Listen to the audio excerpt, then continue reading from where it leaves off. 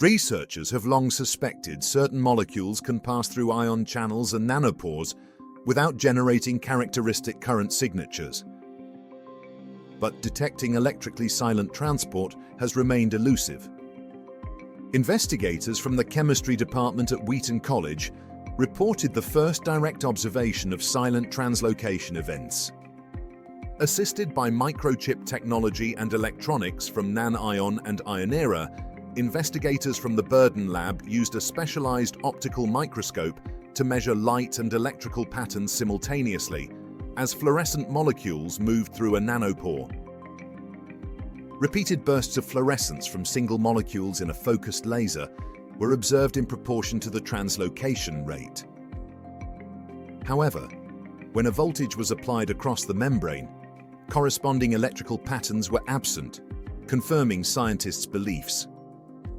The Wheaton team also found that the silent translocation rate changes with voltage, a version of Arrhenius theory, which describes energy barriers inherent to many kinetic molecular processes, explains the result.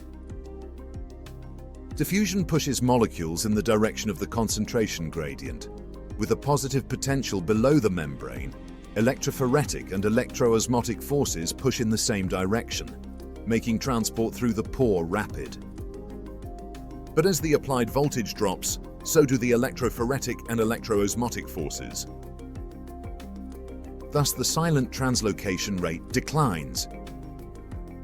At zero potential, electrophoretic and electroosmotic forces vanish completely. Diffusion alone pushes molecules with the correct orientation past the nanopore barrier.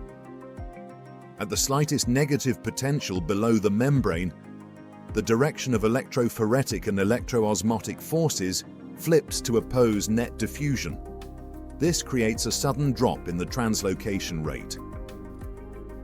At large negative potentials, translocation decreases exponentially as electrophoretic and electroosmotic forces grow in opposition to diffusion.